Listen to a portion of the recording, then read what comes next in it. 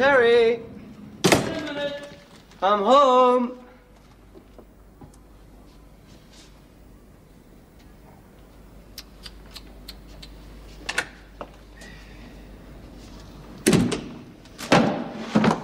Oh, just look at this place. Hello, pet. Have a good day at the office? Now drink that while it's hot. Now, is this supposed to be here? Is this supposed to be here? Oh, I must have left them there when I had a snack.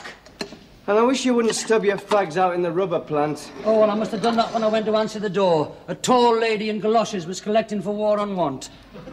Now, that doesn't live there now, does it? Well, that is there because I'm trying to do everything at once. Answering the door and clearing up and getting your dinner ready. I haven't stopped today, you know. I haven't stopped. Did Thelma ring? No. She didn't call round or anything? No, mate. Not unless it was when I was down at the shops. Do you know, I stood for 15 minutes in that butcher's. Are you sure she didn't ring? No, not unless it was while I was out. Oh, those friends of yours, Morris and Pauline, rang. Wanted to know if you'd go to their anniversary party. Oh, yes? I turned it down. You what? On your behalf. Well, why? I'd like to have gone to that, get myself out of myself. The invitation was for you and Thelma as a couple. And as you no longer exist as a couple, I thought it best to turn it down. I'm going. What do you mean you're going? To make the numbers up, they're too short now. Anyhow, when the word gets out that you and Thelma are separated... We're not separated. We're estranged. You've no right to turn it down. You're not my social secretary. I'd like to have gone to that. You're here to give me strength in a difficult period in my life. To give me strength and cheer me up and get me dinner ready. Where is it? It'll be ready in a minute. I've been slaving over a hot stove all afternoon. Forgot to switch it off again, did you? Pardon? The reason the stove gets so hot is because you forget to switch it off. That's how you burn the bottom out of that non-stick pan. Part of a set, that was, you know. It was a wedding present, that, from Doreen and Tom. Well, it wasn't my fault. It said distinctly on the packet, simmer gently. Yes, simmer gently for 7 to 9 minutes, not 4.5 hours. Well, I forgot. Well, of course you forgot, just like you forget to put water in the poacher. That was a wedding present and all, you know. Brian and Anne gave us that. Who gave you the pop-up toaster? Pam and Ivor. Why? Well, that's knackered now. How can you break a toaster? All you do is you put the bread in and you press a lever. Even you can't break a toaster. Well, it wasn't exactly bread I put in it. What was it? Chops. You put chops in the toaster? For your dinner, to defreeze them. They were solid, man. It just seemed the best way of doing it. Well, don't be stupid. You just leave them out for a few hours. Or if you want to hurry them up, you just shove them under the grill. Well, I didn't know which was the switch for the grill. I can't work gas. What were you doing with chops anyway? We're going to have liver. When I went out of the house this morning, you distinctly said we were going to have liver and bacon and semolina pudding. We were. Till I lost the liver. How could you lose the liver? Well, either it fell down that garbage disposal thingy or the cat had it. We haven't seen that cat since last night. Maybe he's gone down the garbage disposal thingy. Dear me. What's that smell? Is somebody burning rubbish? No, it's me. I'm burning semolina. Oh, my God. Oh, look at this kitchen. Dear me, look at this grease. Oh. You need a knife to get that off. Excuse me. Oh. Oh, dear. Now what? The dish is cracked. Has it? Was that a wedding present? Yes, that was a wedding present as well. Auntie Beattie. Oh, well, she'll never know. She doesn't get out much with her bad leg. I'll give you the list tomorrow. What list? Of all the wedding presents. Then you can work your way through the house. Look at this table. Well, I'm doing the best I can. I'm not the galloping rotten gourmet, you know. I'm sorry, I know you're not. Me? I'm sorry, I've said I'm sorry. Look, I've got a tin of apricots. We could have them.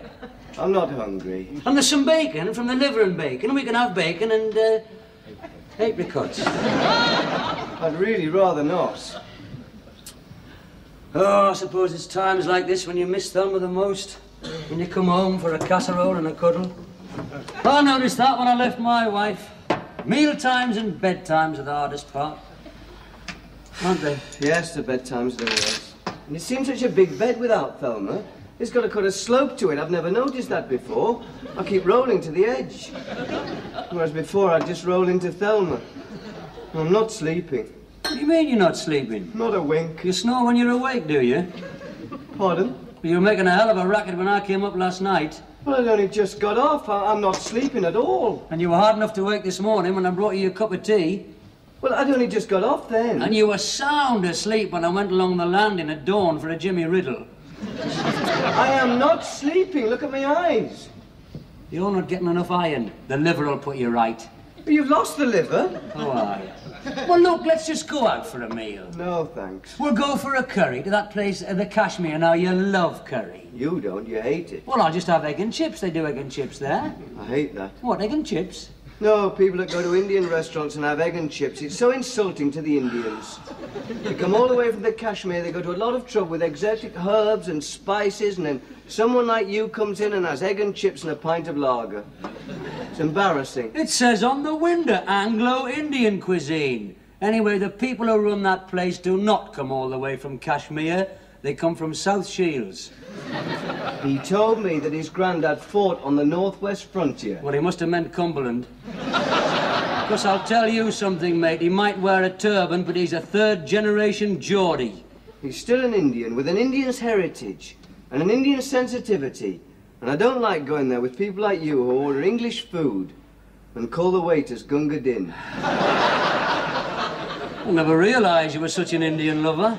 Not just Indians. I feel sorry for any foreign waiters with people like you around. I'll never be able to show my face in Don Luigi's again after going there with you. Well, they've no sense of humour, these Italians. They have, Terry, they have. They're famed. Famed for their warm-hearted, fun-loving hospitality.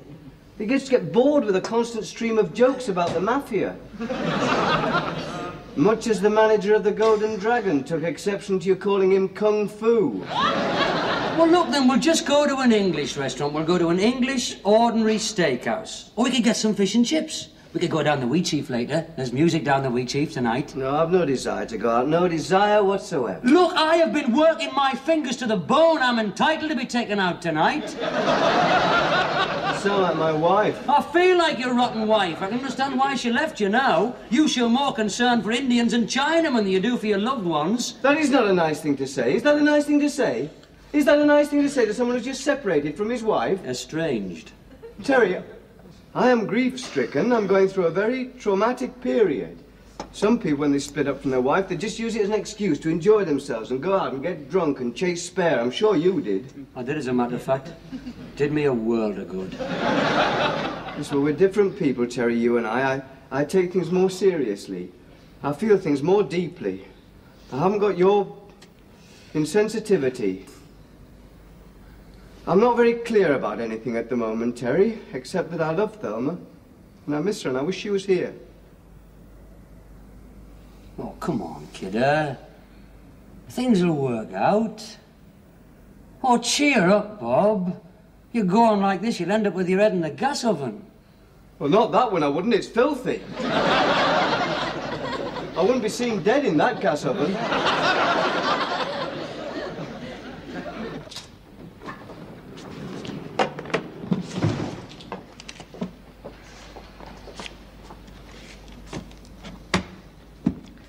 Hello, Thelma, pet. Oh, hello, Audrey. How are you? Oh, full of the cold, but, you know. And the children? Oh, they're fine. Well, Fleur's had a bit of an earache and Wayne's had his chest, but, you know. Well, how's Ernie? Oh, he's been in bed all week with some allergy. But we're finding ourselves. Oh.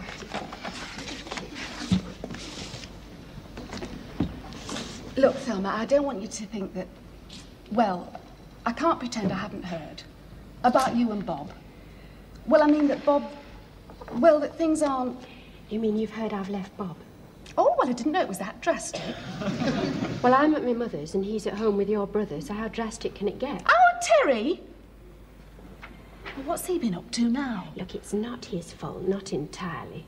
I just know that he's staying round there. Well, it can't make things any easier, Thelma. Well, it doesn't help, put it that way, No. Audrey. Now,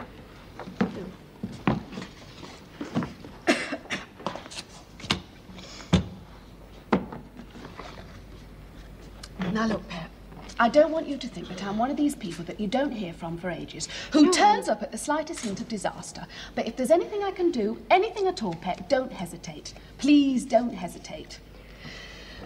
I'm not unfamiliar with this sort of thing, you know. It hasn't all been plain sailing with our Ernie. It's not easy being married to an alcoholic hairdresser. Ernie's not an alcoholic. He drinks too much too often, and that's alcoholic in my book. Well, our problems have never stemmed from Bob's drinking. Oh, no, Pet, I didn't mean to infer. It's just, well, you mustn't hesitate. You can come over tonight if you like. No, I think I just have a quiet night in. Get yourself out of yourself. Well, everyone tells me that. What on earth does it mean? Well, please yourself, but if you change your mind, don't hesitate. Look, thanks, Audrey. But I think people have got to sort these things out for themselves, you know. But it was very sweet of you. Well, what are friends for, Pet? Oh, there's just one thing, Audrey. Yes? You're 26p overdue in this book. Oh, I see.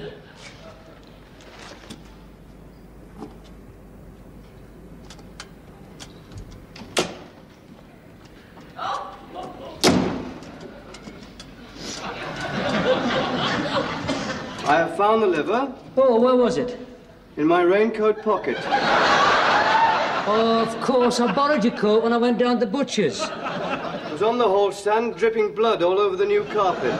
Cold water, that's a thing for blood. Will cold water help my Mac? Why did you wear my Mac? Well, I haven't got one. All my stuff's at home. Why did you wear my new Mac? What was wrong with my old Mac? Oh, well, I gave that to the lady from War on Want. My lovely old Mac? I've had that for years. Yes, I could see that. That's why I gave it away. Well, I want that back. Oh, don't be stupid, man. It'll be halfway to Kashmir by now. My extendable steel rule was in the pocket. Well, I'm sure they'll find a good use for it there. Now, look, do you want me to cook that liver for you? No, thank you, not now. It'll be all fluffy now and taste of gabardine. It'll do for the cat if we ever find him. Look, don't worry about the cat. Well, I do worry about the cat, Terry. He's not ours, you know. He belongs to the people next door. I'm just looking after him. He belongs to the people next door who've gone to a wedding in Pontefract. What am I supposed to say when they come back and ask where's Ginger? I'm not sure where he is. He's disappeared. He might have gone down the waste disposal. Well, I'm not sure that he did. It's just that, well, it made a very funny noise. Yes, well, they always do. Yes, but yours sort of went... Not funny, Terry. Not funny one little bit. God, no sense of humour, some people. And you haven't cleaned out that oven yet. Well, I will do, I will. I'll do it in the morning. Can I ask you one question? What? Why, at 8:30 of an evening, are you in pyjamas and dressing gown? I've just had a hot bath, haven't I? Well, I hoped you wiped the bath round after you. Yes, I always do. No, you can't get me for that. I haven't had a bath. I noticed. Pardon? 3 days you've been here and you haven't had a bath. I haven't had time for a bath. You can have one last thing at night. I didn't want to wake you. You won't wake me. I'm not sleeping, remember? Oh, look, Bob, put some clothes on, eh? And let's go and have a nice, quiet drink. No, thanks. I don't want to go out. I've just had a hot bath. Well, you can wrap up warm. We've got the car. I don't want to go out. I just want a quiet evening in with the television. There's nothing on. Well, there must be something on. I've had a look. There's an inquiry into mental health, a programme about accidents in the home, and a documentary on wildlife up the Amazon. And you can't watch that because you're terrified of spiders. Give you nightmares. How can I get nightmares when I'm not sleeping? And there's a party political broadcast on at 9:50. That's always good for a laugh. That's not on, is it? Aye, all 3 channels and all. Dear me, what a terrible night. There's a film on. Oh, a Polish masterpiece. Quite, with subtitles. What a terrible night. Look, Bob, if you come out for a drink, it'll get yourself out of yourself. No, Thelma might ring. Oh, look, if you want to speak to Thelma, for God's sake, ring her. Certainly not. I've got my pride. I'm not speaking to her, remember? Well, if you're not speaking to her, why are you going to wait in all night in case she rings? Just so I can make it perfectly clear that I'm not speaking to her. Oh. She left me, remember? I did not leave her, she left me. Look, I'm not going to say it again. I'll give you one last chance. Are you coming out with me or not? No. Just because Thelma's gone, you think I'm going to leap at the chance of having a drink with you every night? Oh, Bob, when Thelma was here, you were out having a drink with me almost every night. Yes, and perhaps if I'd seen less of you, I wouldn't be in this situation. Oh, what a nice thing to say. What a nice thing to say, though, but they're your best friend who spent half the morning down the butcher's. I'm sorry, but it's the truth. It has to be said. Over the years, your presence has had a... well, it has to be said. A destructive influence on Thelma and me. What a terrible thing to say. I was your best man. Yes, and even at the altar you were telling me where I could get a quick divorce. That was just a joke, man, to take your mind off the horror that was to follow. There you go again. Well, that was just another joke. But it isn't funny. Listen, Bob, I have never consciously tried to cause trouble between you and Thelma. All right, I've had my differences with Thelma, almost as many as you, but I have never consciously tried to stir it between you and her. You didn't help on Monday. Thelma might be here now if you'd sent those flowers. I'll never forgive you. £5 I gave you to send flowers, and you never got past the betting shop. I'll pay you back. You'll get your money. That is not the point. That is not the point. I gave you £5 for flowers. That is not the point. I shall never forgive you. I did buy some flowers. You did not buy some flowers. You stole some flowers from the gardens opposite the rates office. Well, Thelma still got them. It's the thought that counts. If she had got what I originally intended, a large bouquet of flowers wrapped in cellophane with a pink ribbon, then she might have been impressed with the thought. What's she going to think about a bunch of marigolds wrapped in an old Daily Mirror shoved through a letterbox? Oh, if only that horse had come up, she could have opened her own rotten flower shop. I suppose if another of your horses had come up, we might have got something to eat tonight.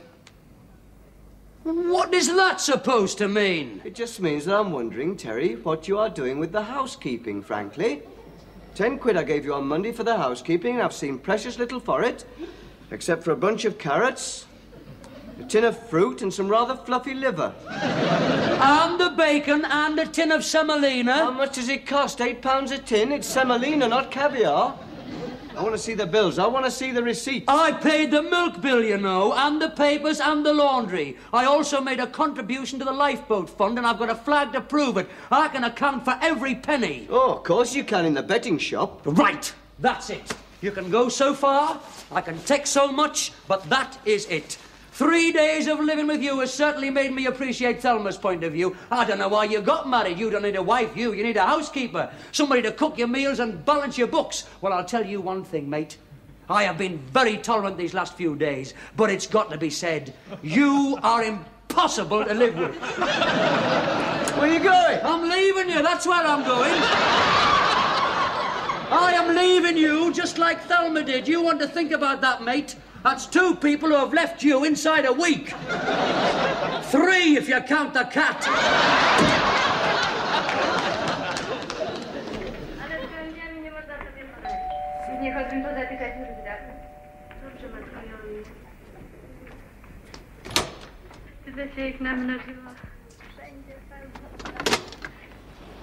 Terry! Hello, Thelma. I was just passing and Can I come in? Oh, yes, of course. I hope I'm not... No, there's no one in. Well, take your coat off. Is it raining? A little. Oh. Bob's got a Mac like that. Well, that is Bob's Mac. Oh. What are these bloodstains? He hasn't had an accident, has he? Is that why you've come round? No, Thelma, that's not Bob's blood. That was liver. Liver? Calf's liver. Oh. For his supper. Oh, well, you better come through. Oh, I'm sorry, Thelma, if you're watching the box. Oh, I was only half watching. It's about nuns in 14th century Poland. Philip Jenkinson said it was a masterpiece in the Radio Times, but I found it very heavy going. There was a film on the other week about nuns. Joan Collins was this nun, if you can believe that. She was in this open boat with these men. Only the men didn't know she was a nun, you see, because she'd lost her habit. Do you want to sit down? Oh, cheers. Deborah Kerr.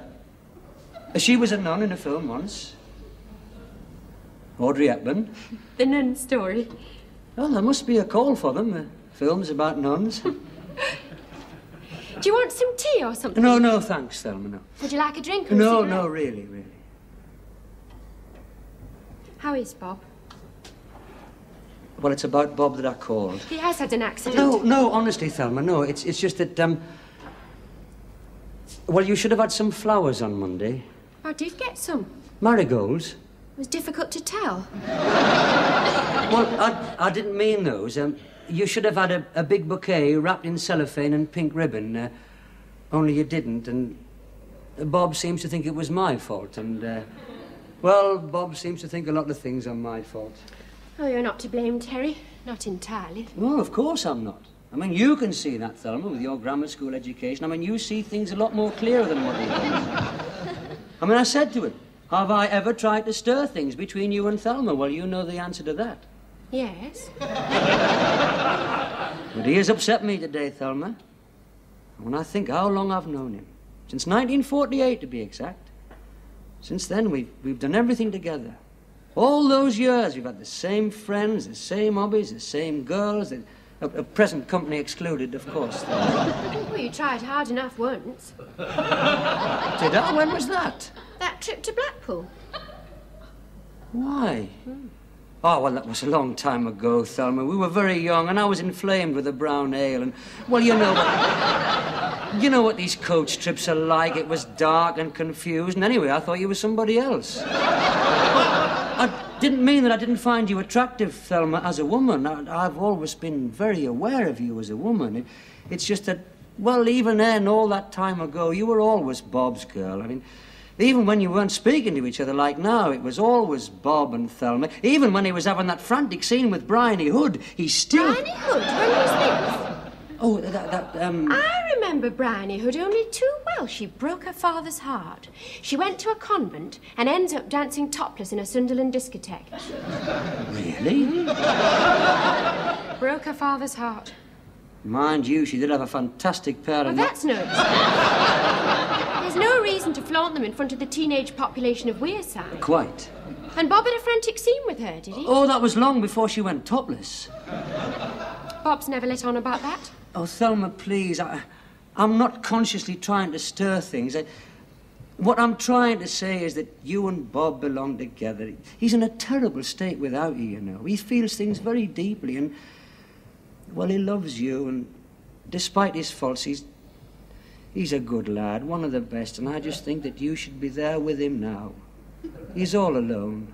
Thought you were with him. Oh, I've packed it in, I've left him. He's driving me round the bend.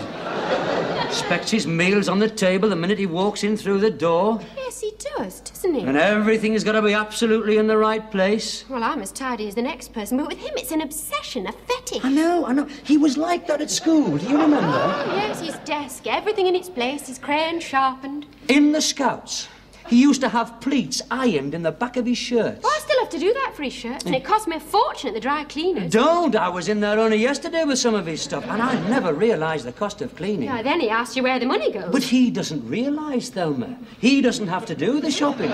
He doesn't realise how the cost of living has risen. He doesn't have to spend all morning in the supermarket or the cleaner. Do you know I stood for 15 minutes in that butcher's this morning? This was the liver? The calf's liver, yes. He likes that. He didn't actually get it. How is he in himself? He's a bundle of nerves. Is he sleeping? No. He's snoring a lot, but he's not sleeping. Gets my teeth on edge, that. Oh, mine too.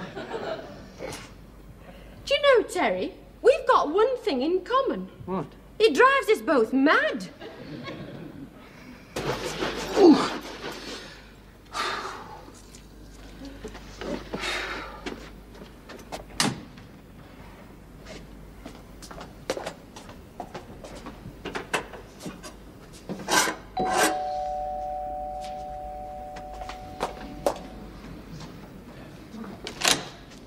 It's only me, Pet. Hello, Audrey. Come in, love. Come Oh, well, in. just for a minute then. I shan't stop.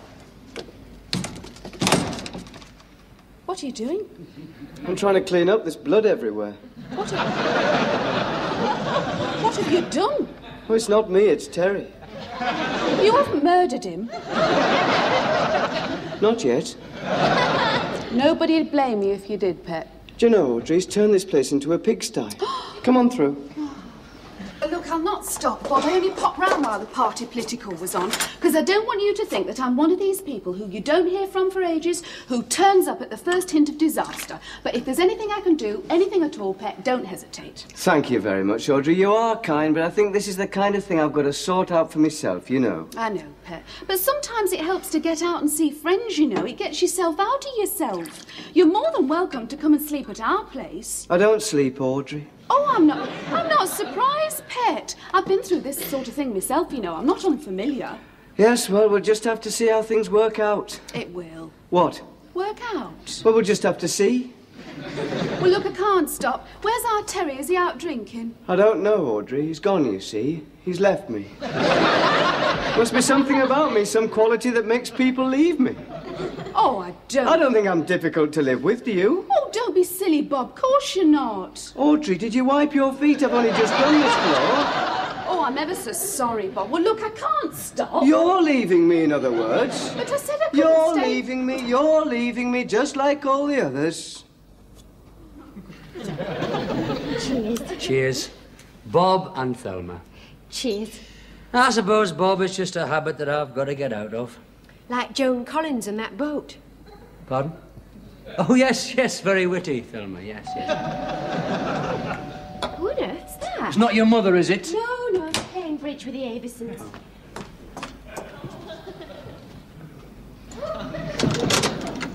Oh, hello, Audrey. Hello, Thelma, Pet. Look, I can't stop, but I thought I'd better rush over. Oh. It's just that I...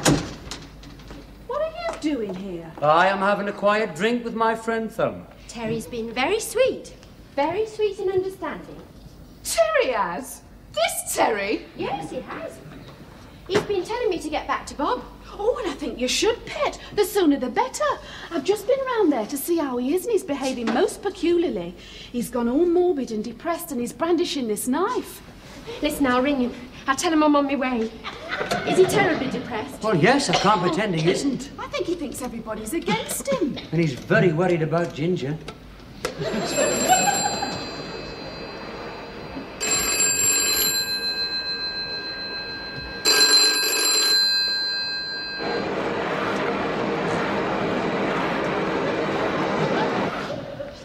He doesn't answer. Well, he must be there. I've just left him in his dressing gown. I must go to him. Oh.